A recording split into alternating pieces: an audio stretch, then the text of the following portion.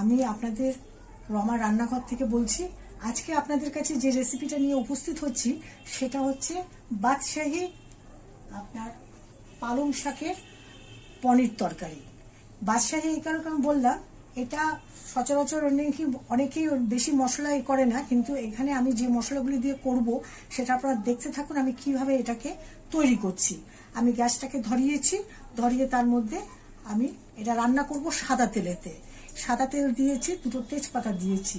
তার আগে আমি পনিরটাকে কেটে এই পনিরটাকে আমি হালকা করে ভেজে সাদা তেলে এটা নুন জলের মধ্যে ডুবিয়ে রেখেছি। তার সাথে আমি টমেটো পেস্ট করে রেখেছি, একটা ছোট টমেটো। দ্বিতীয় কথা হচ্ছে পালং শাকটাকে কেটে আমি এটাকে মিক্সিতে পেস্ট করেছি, আগে ভাপিয়ে নিয়ে তারপরে মিক্সিতে পেস্ট করে রেখেছি।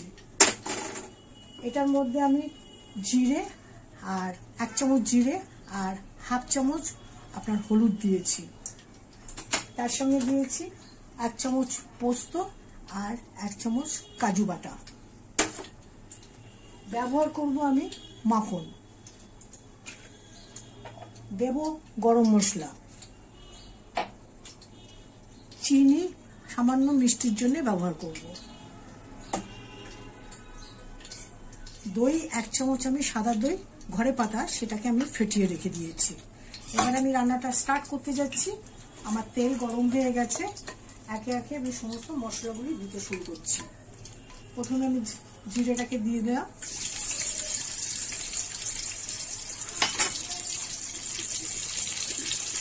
তার সাথে আমি টমেটোটাও দিয়ে দিলাম, যেটা পেস্ট করে রেখেছিলাম।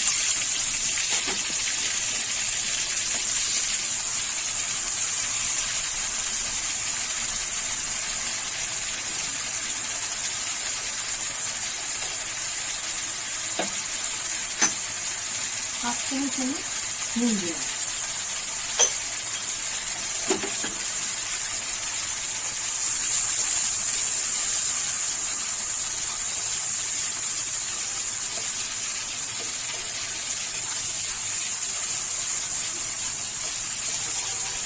এটার মধ্যে আমি পোস্ত বাটা আর কাজু বাটাটা দিয়ে দিলাম।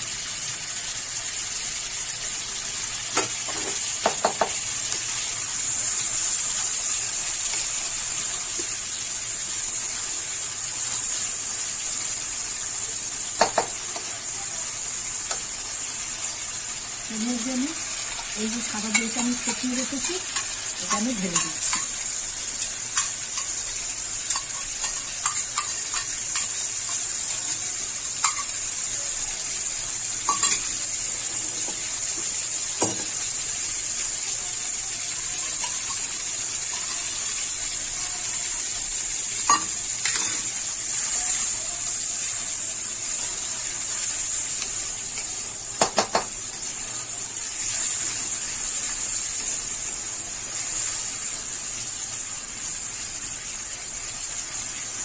এটা 2 মিনিটের মতন একটু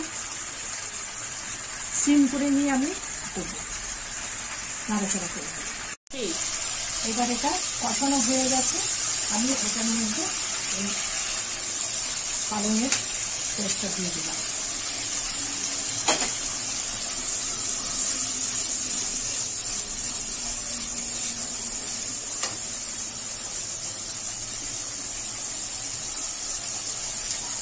এটার মধ্যে আমি 1 চামচ চিনি ঢেলে দিলাম।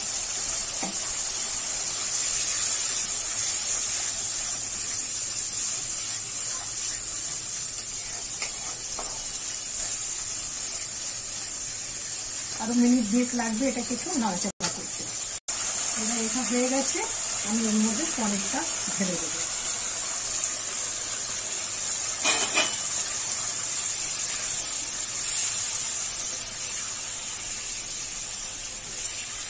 আবারও 2 মিনিট আমি এটাকে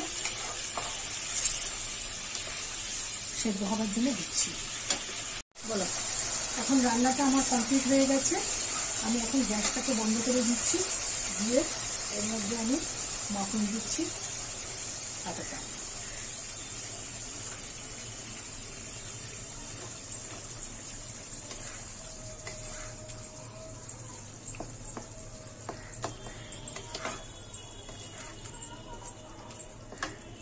আর গরম মশলা দিচ্ছি আপনার এই চামচের 1 চামচ।